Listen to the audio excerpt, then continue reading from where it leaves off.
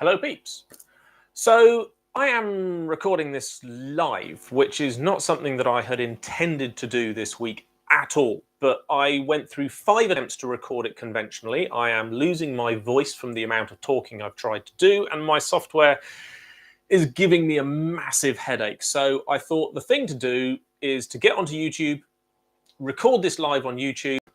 I'll then download the video and upload it to my podcast stream at some point over the weekend, and podcast folks can get it there. But it means that YouTube gets it first.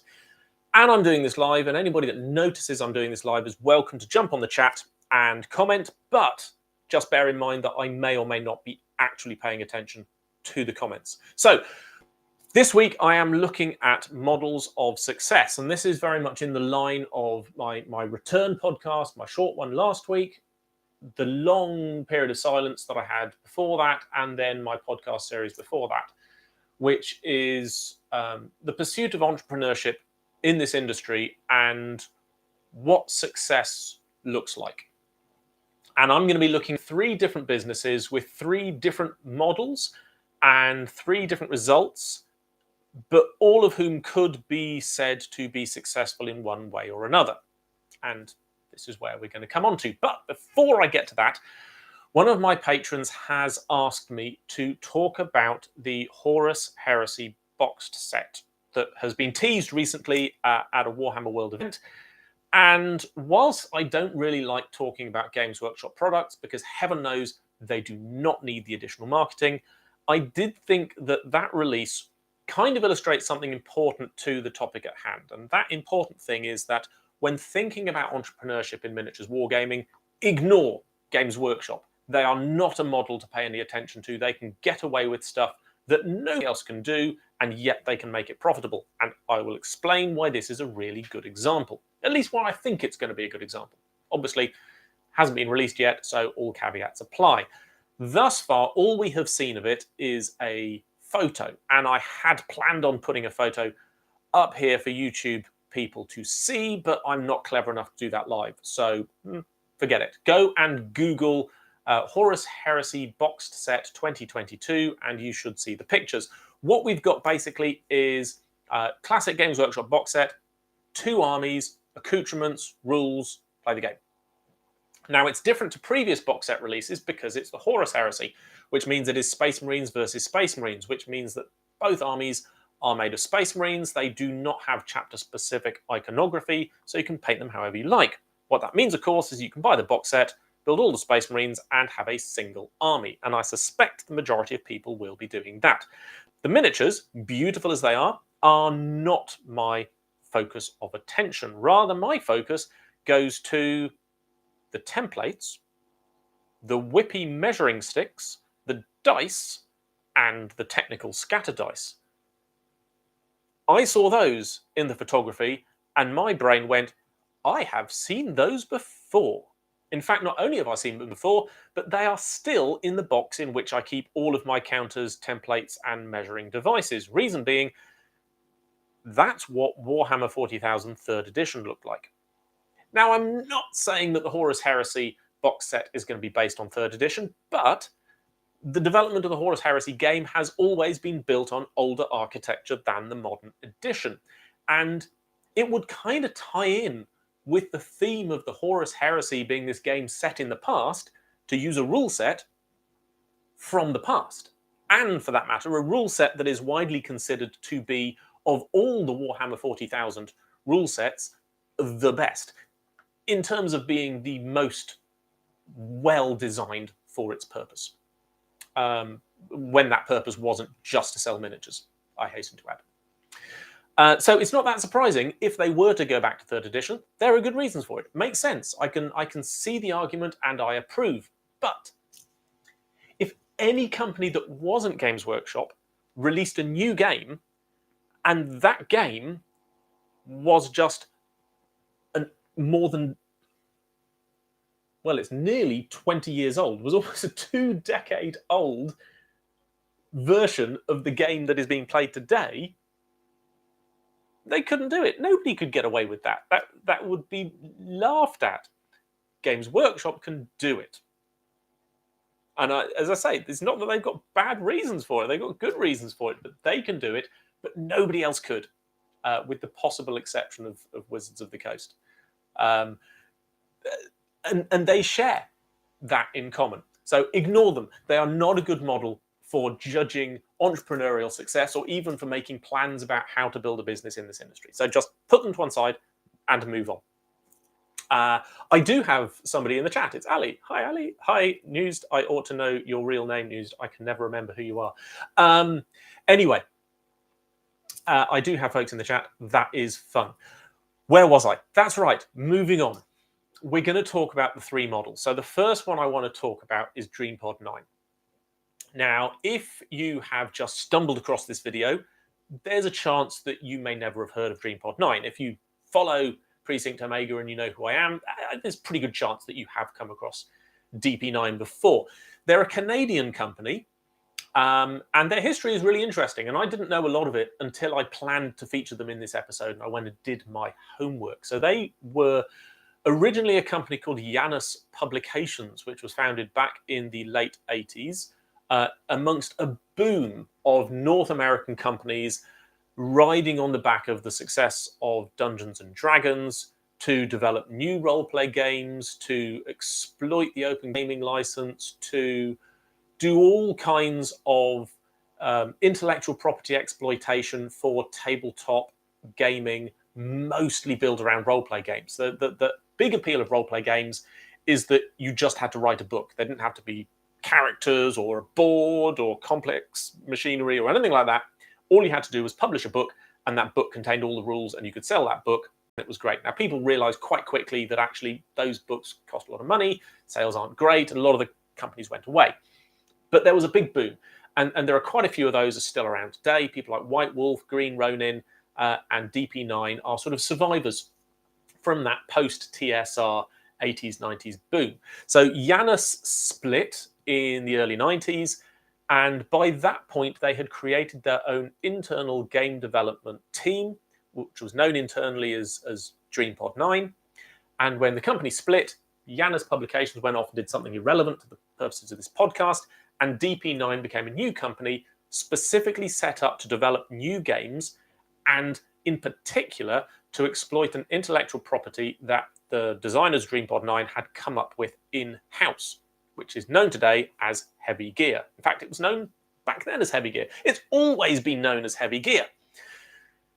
If you've heard of Heavy Gear, you could have come to it from a number of different ways, because DreamPod 9 did a really good job of exploiting the hell out of that IP. Not only did they develop their initial role-play game, they went on to develop two miniatures games, Heavy Gear and Heavy Gear Blitz. There were two computer games, PC games, developed by Activision for Heavy Gear. And there was even a 40-episode animated series created by Sony using the Heavy Gear intellectual property. So, you know, they have not messed around when it came to trying to make this intellectual property a mainstream exploitable asset. To an extent, they've not done that well. The computer games, I believe a third one was planned, but Activision dropped the license because the second one, which was Heavy Gear Black Talon, didn't do so well. The animation disappeared with very little in the way of comment. I've never seen it. If anybody has seen it, tell me, is it any good? But DreamPod 9 is still around. They are still exploiting the Heavy Gear intellectual property. They have another intellectual property, which is Jovian Chronicles. I think Jovian Chronicles is a licensed property, but I'm not completely certain. Either way, they are very deep, very rich, very wide IPs with lots of background, characters, locations, storylines, history. You know, it's all the stuff that tabletop wargamers love. I would say, from my limited reading of the Heavy Gear background, I would say that the Heavy Gear background was not quite as deep as Battletech, but was probably as deep as Warhammer 40,000 before Black Library was started, and before people really started diving into those hidden nooks and crannies of the 40k background. So, it's a rich setting for tabletop miniatures wargaming. They've run a number of modestly successful Kickstarters to shift their metal miniatures range to plastic, both for Heavy Gear and for Jovian Chronicles. Jovian Chronicles, by the way, is a spaceship game. Heavy Gear is a mech game. And I've often said in the past that if Heavy Gear had been cheaper this side of the pond, I probably would never have written Horizon Wars, because Heavy Gear as a game it's a very interesting game. It's a little bit like Infinity in some ways. It's quite complex, but it's very good at capturing something of the essence of what mecha warfare might look and feel like. And I'd say it almost does that better than BattleTech. It's a very interesting game design. They have just released a new edition, which I think is available for free as a PDF. And the miniatures are a more modern looking design. I mean, don't get me wrong, they're still very rooted in that sort of early 90s anime from the Gundam era of manga that were emerging into the Western market at the time. But they're good-looking designs. I don't own many. I own like a tiny handful, but I like them, and they're worth looking at. Sort of not wishing to go too deep into Heavy Gear, the point about DreamPod 9 is that they were established in the 1980s, and here in 2022, they are still going. And that undeniably is a form of success. To establish a business that, as far as I can tell, has never gone into administration, has never been bankrupt, has never changed hands in a meaningful way. Nobody's ever packaged it up and sold it on to somebody else, or it's never been part of a venture capital takeover. It's always been its own thing, doing the same thing for the best part of 30 plus years. And that is pretty impressive.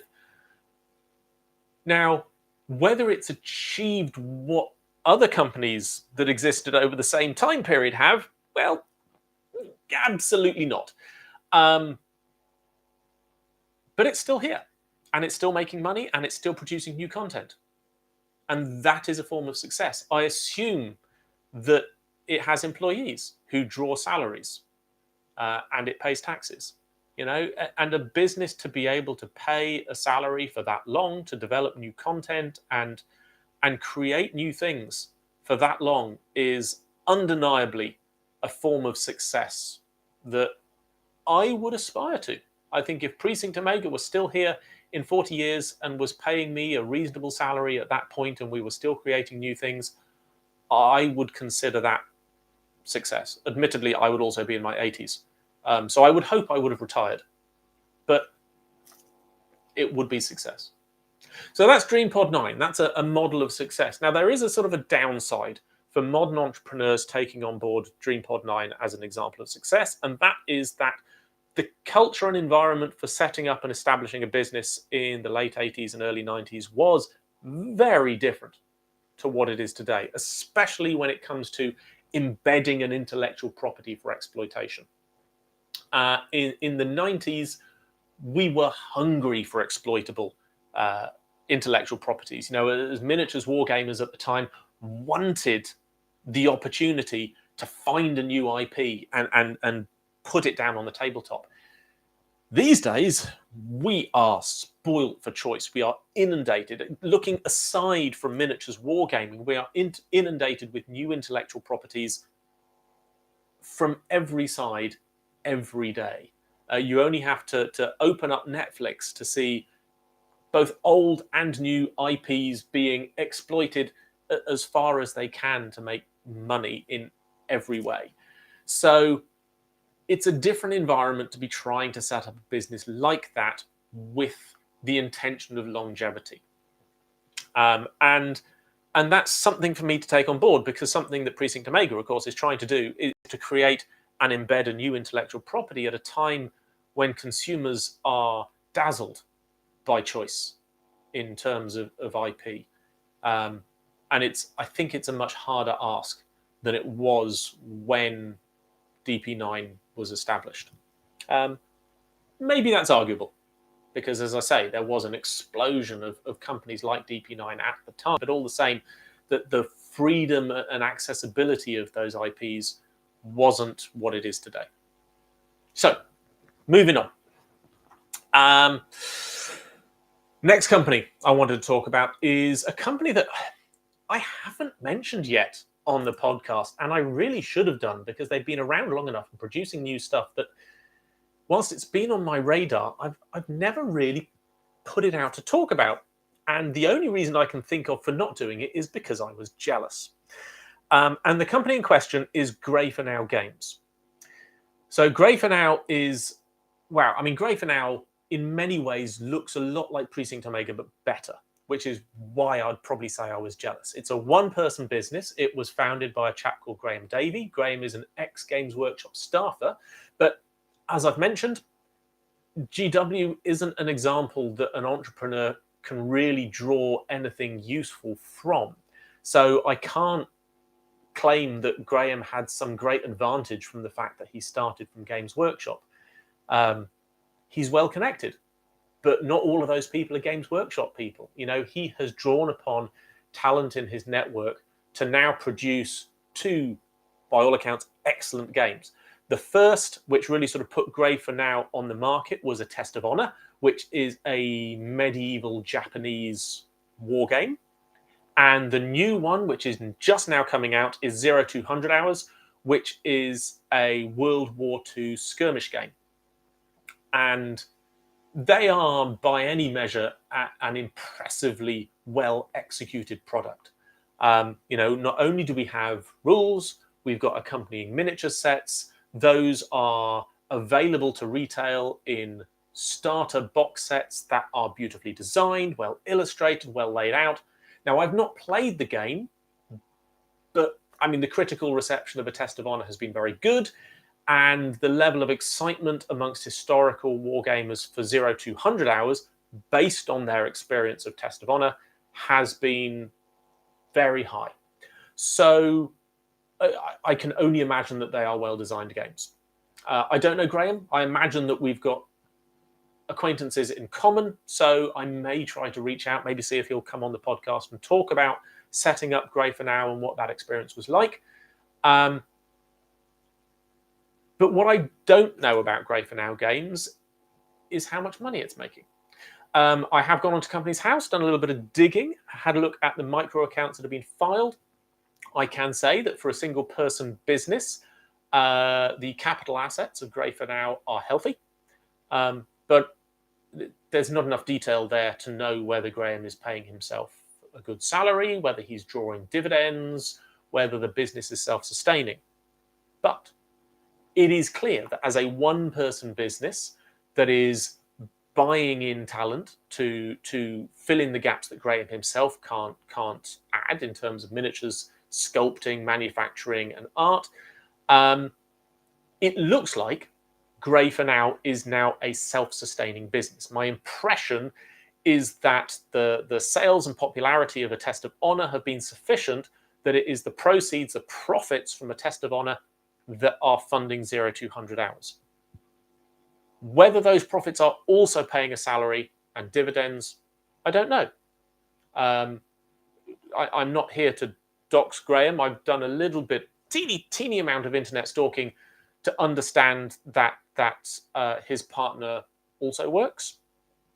My partner also works, and I've been helped through difficult periods of income by the fact that she has a good income from her own company. I'm not here to speculate on whether that's the case for Graham.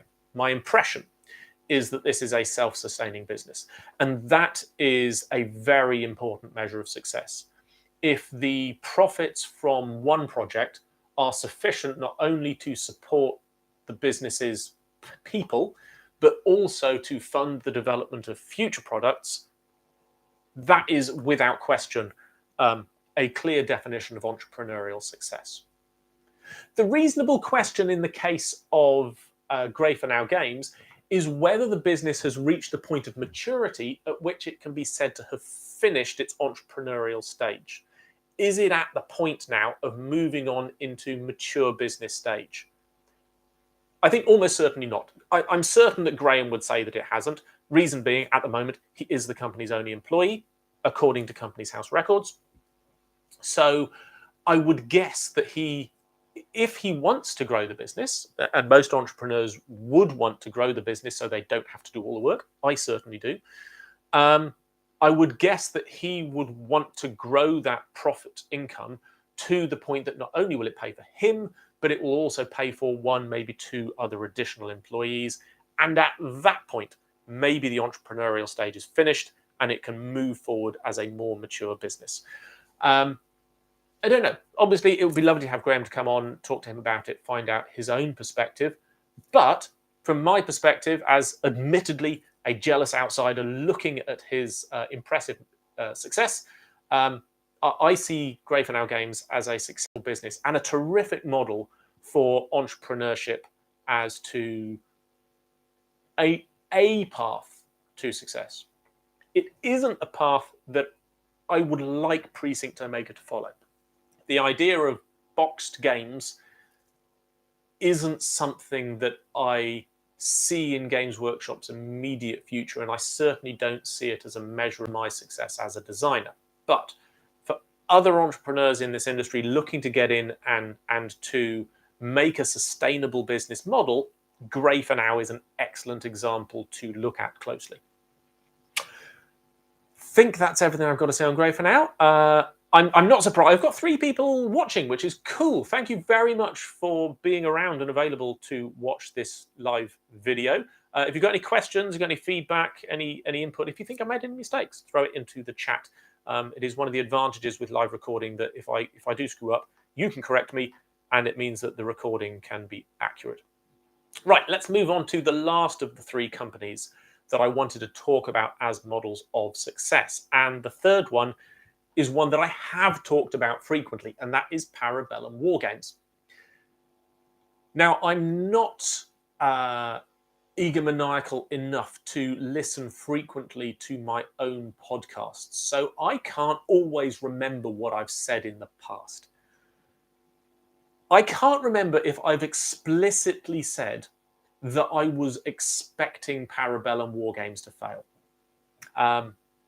I may not have said that out loud, but I want to admit at this point that when I first became aware of them, I did not expect them to reach a point of success that I would consider success. And I think the reason was that my impression, and again, because they're a Greek company, it's quite hard for me to do any research into the background and underpinning of who Parabellum Wargames is and where their money comes from. But my impression of Parabellum is that they're a company that has been underpinned by a substantial injection of cash. Now, there are generally 3 ways that people get cash like that. One is family. Either you've got wealthy parents or wealthy relatives, or somebody dies and you inherit a lot of money, and you take that money and you drive that into creating a company. That's one way. The other way is that you get capital venture investment, which is that some third party comes along, you've got an idea for a business, they like the idea for the business, and they extend you a large amount of money in return for a share in that business profits. And that might be the case. I don't know. The third way, and the classic example of this is the now defunct Spartan Games, is that you, the business founder, have made a shed ton of money doing something completely unrelated, and now, as a hobby, you'd like to start a company. And you then take that shed load of money that you've already made and you plow it into a new business, or a portion of it, because you're not going to be stupid enough to put all of your hard-earned money, nearly said ill-gotten gains, but you knew what I meant, into establishing a new company or a new venture. Anyway, those are the 3 ways that companies are usually set up in a way that means they have a large amount of capital to begin their investment. And Parabellum clearly had a huge amount of capital to get itself started, because they invested in sculptors and artists and developers and content and manufacturing and distribution very, very early in the company life cycle. Now, I do know that they began as a collective. So a lot of that creative talent began as part of the business. So the artists and the sculptors and the developers were all together as employees of the business. But all the same, they still had to draw a salary. Their money still needed to come from somewhere. So even though they weren't necessarily buying in that talent, somebody had to pay for these people to exist before they were generating any profit. Now, my assessment of the quality of what they were delivering was that I didn't think it was new or exciting enough to attract enough sales that they were going to generate enough profit to be a self-sustaining business. And I thought that the money would run out and they would disappear. I'll be honest, that whether I ever articulated that on the podcast, I genuinely can't remember. But that is what I thought was going to happen. Here we are, nearly halfway through 2022. It has not yet happened. The business sort of made its first release in 2018. I don't know when it was founded, but it sort of first put products or it previewed products for the market in 2018. So 4 years on, the money has not run out. They haven't yet, need some water. They haven't yet, also not yet, so they haven't released anything significantly new in the last few months, but that in itself is not necessarily an indicator of a decline. Rather, it's a necessary follow-on from the fact that they drove a lot of product into the market very early in their business life cycle.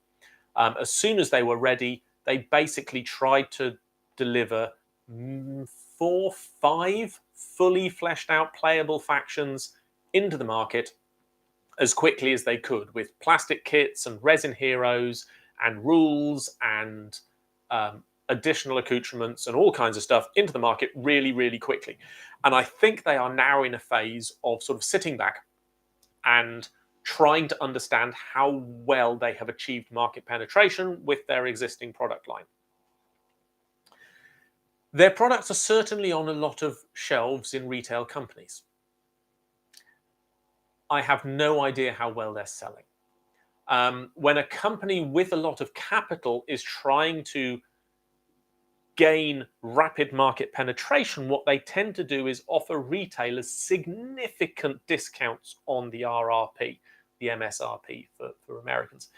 Often 50, 60% discounts, effectively making a loss on the products in order to get them on shelves in a limited window. So they'll say for the first 3 months of orders, all orders to bricks and mortar stores are going to be discounted to this point in order to drive a maximum amount of product onto the shelves, at which point they then ease off on the discounts. They start making products on the profit on the restocks of those profits. But obviously, in order to make restocks, those original sales have to go off the shelves. Because they've obtained them at a significant discount on MSRP, the retailers often offer those products at a significant discount on MSRP. So if they got them for 50%, they might be selling them at 30% off. Now, I haven't seen a lot of sign of that kind of discount being offered on Parabellum products on retail shelves now, which means one of two things. Either one of three things, I suppose, strictly. Either they didn't offer those big discounts, or the retailers are under enough pressure to make sales that they're not then offering additional discounts to drive initial sales, or the best possible outcome is that those retailers have pushed through their initial stock, they have now restocked from Parabellum, and they are now offering the products at MSRP. So Parabellum has begun to make profit from their restock. I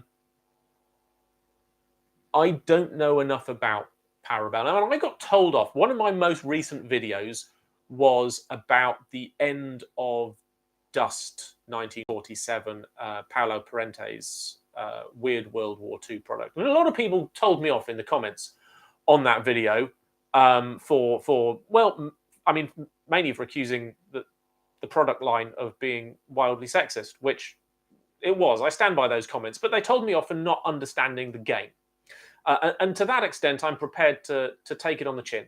I never played the Dust game that Paolo was selling. I played Dust Tactics that was released by Fantasy Flight, which was a really interesting war game, talking about games reminiscent of 40k 3rd edition. So I'm prepared to accept that criticism, and it's not a criticism that I necessarily want to have leveled at me over Conquest, which is Parabellum's game. Conquest: Last Argument of Kings. I'm going to call it Conquest because I refuse to call it Clack. So I don't know the game. I don't know how compelling it is, how interesting it is, how excited people are about it. Maybe it's had an impact that I can't see. And if it has, by all means, comment on the video. If your club or your community is mad about Conquest, tell me, please. I would love to hear that there are communities out there that have just taken this game by storm. And if they have, I will pay more attention to it, and I will try and get into the game more. I have read the rules. I wasn't that impressed, to be honest. I mean, the miniatures line I'm impressed by. I think they're beautiful miniatures. I love the Tyrannosaurus Rex monsters that the Orc faction has. I think they're magnificent. And some of the hero designs are just, wow. But it's not enough for the miniatures to be good. For a game that is trying to compete toe-to-toe with the big names. I mean, they really are. They're trying to leapfrog Privateer Press and Warlord and Mantic, and they are trying to position themselves as a genuine alternative to Games Workshop from their marketing and their content and their delivery and their game design. I just don't see it. So tell me if I am wrong, please. So talking about models of success then, is Parabellum successful? Maybe. The designer in me says that they are. They've created a game, they've created a product line, they've delivered it to market, they've put it on shelves, they've got it on tables. You know, in a design sense, they're successful. But an entrepreneur can't afford to be successful in a design sense. We've got to be commercial. I mean, this is why I had to take months off from running Precinct Omega and go back to being a consultant, because you know, I wasn't successful commercially. As a designer, I'd done really well. I put 2 new games into the marketplace, 3 if you include Blood and a Black Flag. But commercially, I was not a success. I had a tax bill that was larger than the amount of money in my business bank account. My cash flow forecasting was a disaster. So at this point, it's too early to say. And that's kind of what I wanted to take out of Parabellum. That's why they're on the table, because it's easy to look at them from the outside and say they look like success because they've got a product, it's on the shelves, they're delivering. But are they actually making any money?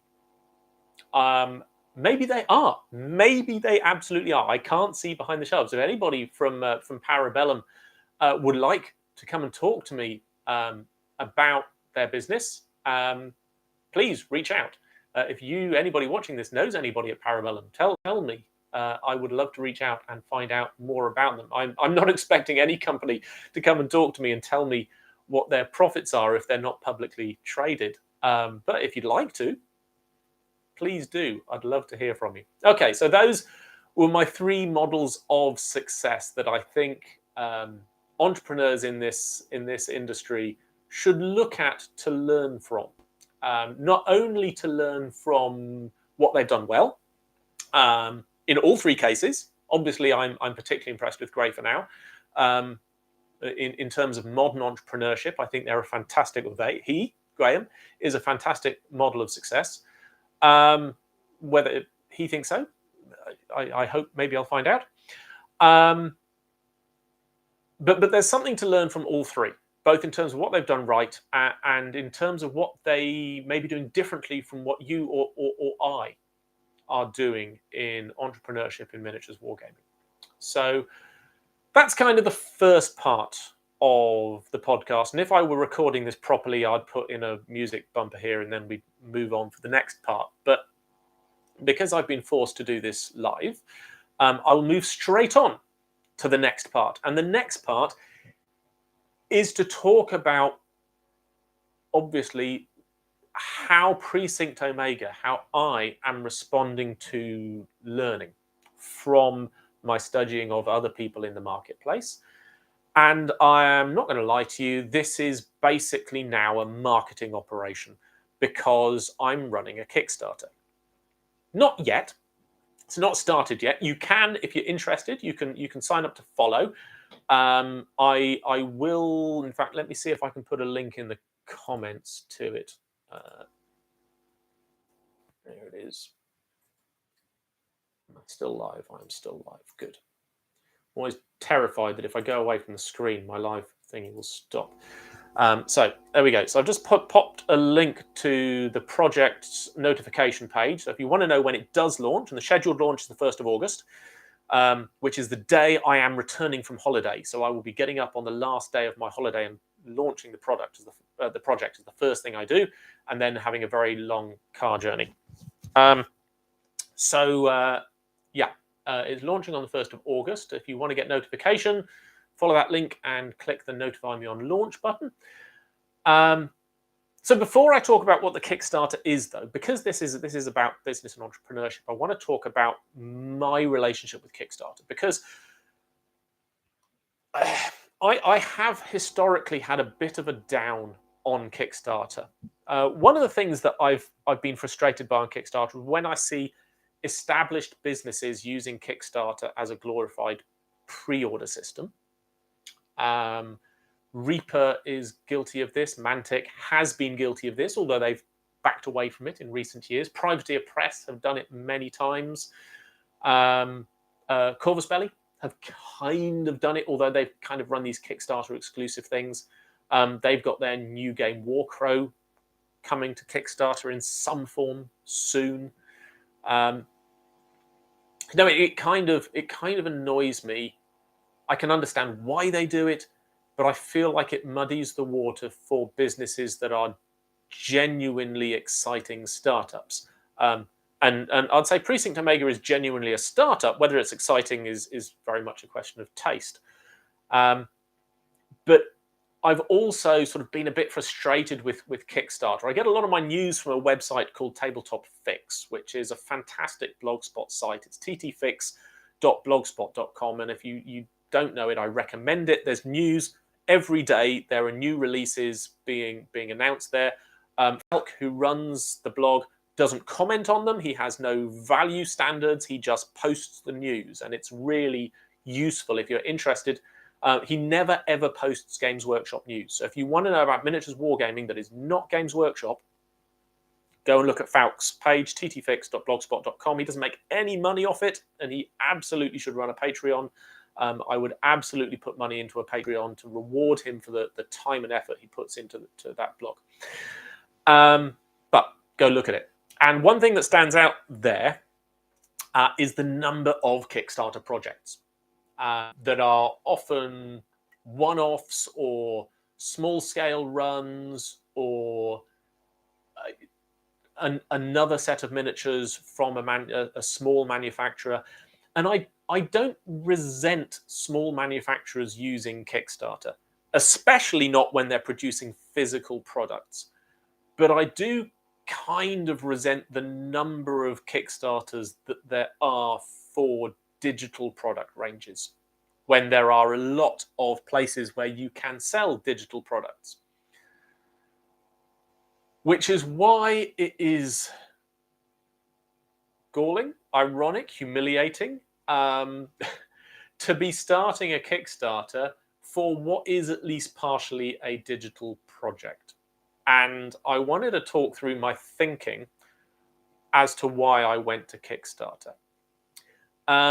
The first reason is that basically I commissioned a digital sculptor, to work with my concept art to produce the first 4 miniatures for a Precinct Omega Zero Dark miniatures line. And he's done a fantastic job. Adam at Desert Island Designs was my sculptor. He's done a great job. I recommend his work. I'm looking forward to working more with Adam if we can get enough money to make some more designs. Basically, Adam gave me a knockdown price on the basis that I was going to run a Kickstarter and that he would then be a profit sharer in that Kickstarter, which is completely reasonable and fine. It, one, does rather commit me to running a Kickstarter, but two, it means that if I didn't run a Kickstarter, then, okay, I may not have a contractual obligation to pay him more money, but I feel like I have a moral obligation to pay him back the discount that he gave me in return for doing the Kickstarter. As mentioned, Precinct Omega is a little short on cash right now. So in order to raise the money to pay Adam the money that I owe him, that I promised I would pay him for running a Kickstarter, I need to run a Kickstarter. Do you follow? Yes. So that is my fundamental reason for running a Kickstarter. There are other reasons. The other reasons are that, well, I've never run a Kickstarter. A lot of people in this industry run Kickstarters, from big companies to brand new startups and solo traders. So I feel like I should, to understand what the experience is like, to understand how complex it is, and the answer is not very, to understand how much work needs to go into preparing for one. The answer is quite a lot.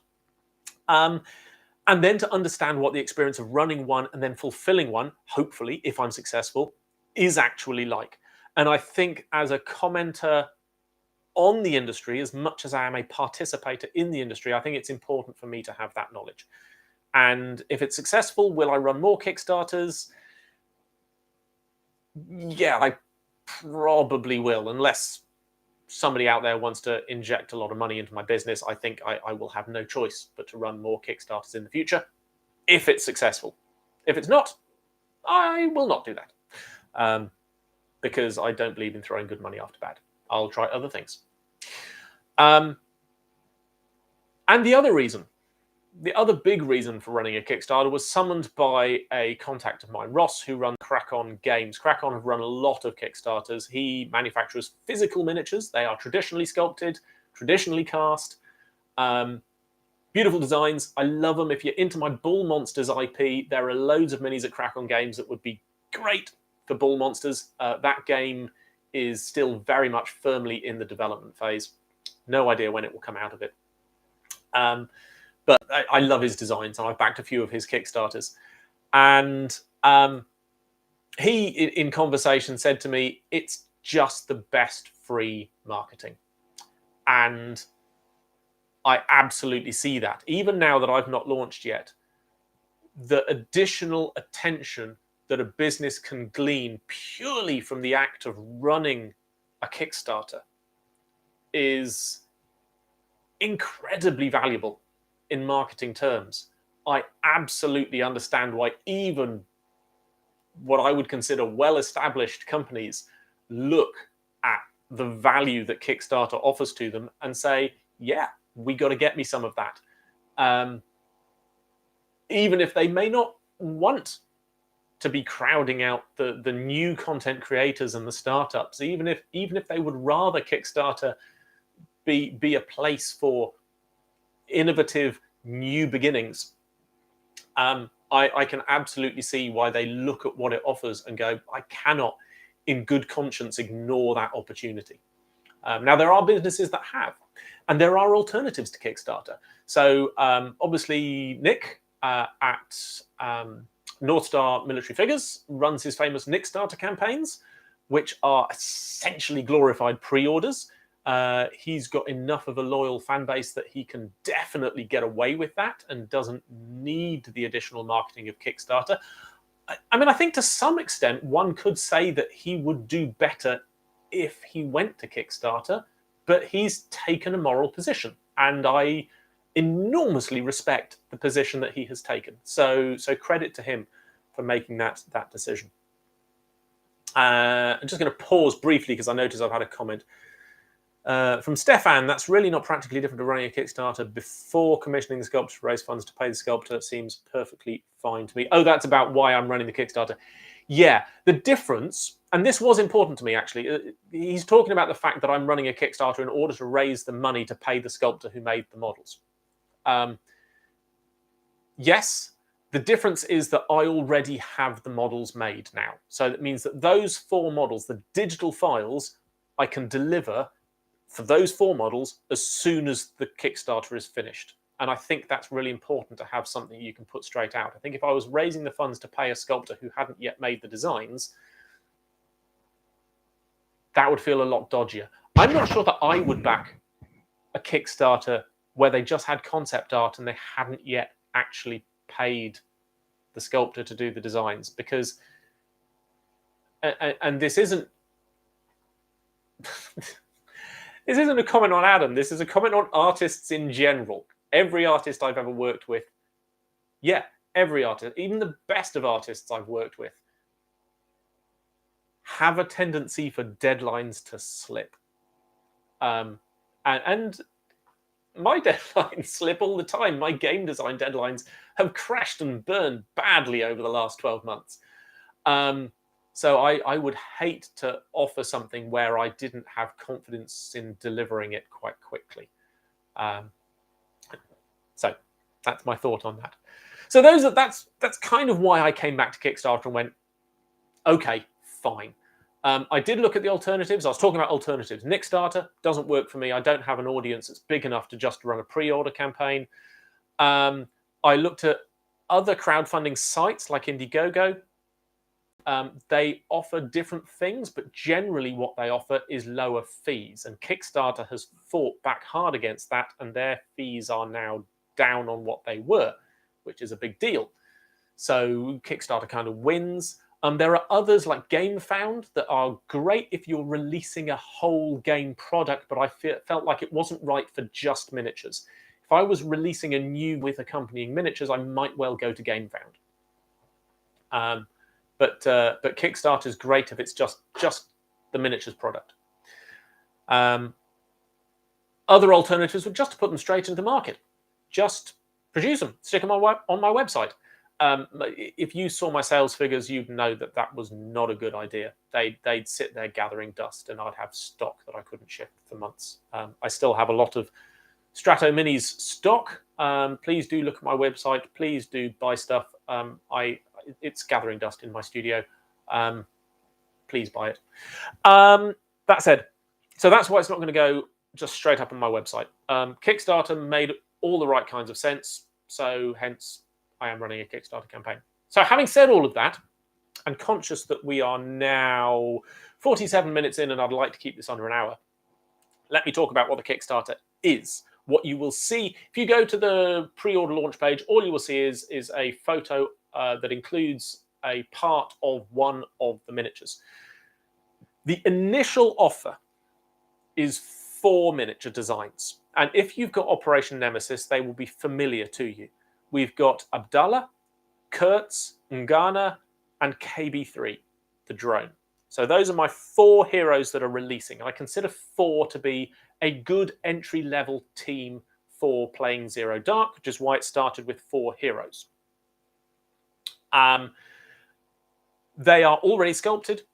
They are already printed in test prints. So I've had test prints of them. My printer, which is Mr. Lee's Minis, has upgraded their printer since they did my test prints. So I've got a better printer to use. So I will get better prints. And backers of the Kickstarter can either back for digital or for physical. So you can either back for 1 or more of the 4 digital files and you'll get STLs, or you can back for the physical files and you'll get resin prints. That's the basic offer. You can get 1 or more, up to 4 of the heroes. Then there are inevitably stretch goals. The funding target is £1,250. That figure is based on enough money to pay Adam what I owe him, cover all of the funds, cover the tax, and then shipping is extra if you buy the physical products. And then there's a little bit of leeway on top of that, tiny bit of leeway, just to cover any unexpected increases in shipping costs that should poke up between now and fulfillment. So that's it. The stretch goals, however, are to first increase the number of miniatures. So I've done the concept art for additional miniatures, but Adam has not yet sculpted them. So there obviously will be a delay in delivery on the additional heroes. I will tease the concept art as the campaign goes along if we get close to those stretch goals. There is also upgrades to the miniatures. So at the moment, the miniatures are just heroes. They're multi-part minis, the heads and separate arms and stuff.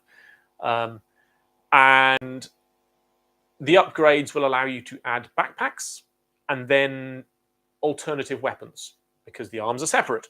So we can create new arms with new weapons. If we push through those basic Kickstarters, we will then push into the realm of new materials.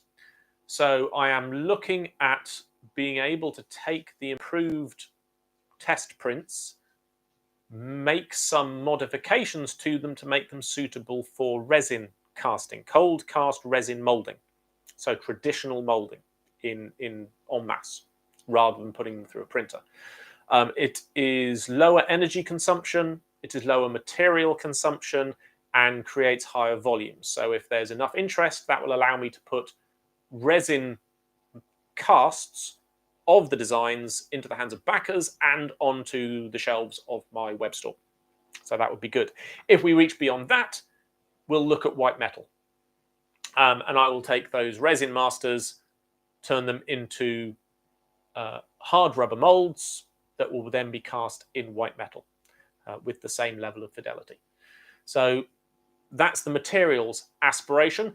And then beyond that, there are some other Kickstarters, which is for basically for some interesting other miniatures designs, which may exist partially in concept, but which it's the aspirational stuff. It's, you know, it's when we get beyond £8,000 up to £10,000 in backer levels.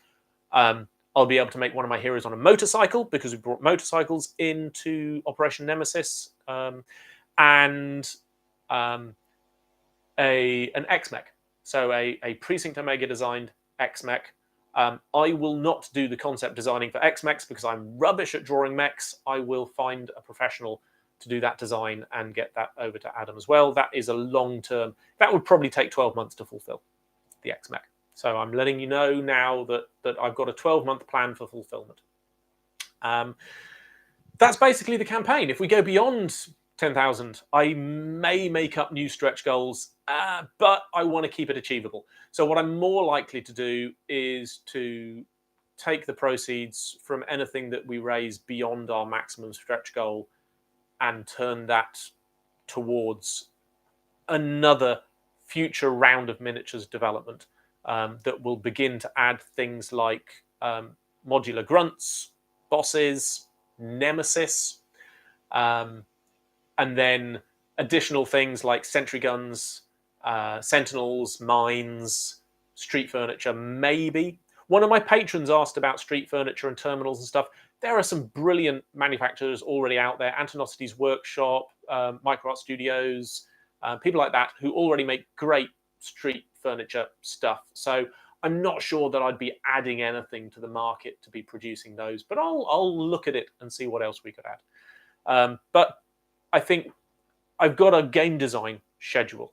So if I push through this Kickstarter and it goes well, I think if I run another Kickstarter, it will be geared more towards developing game content.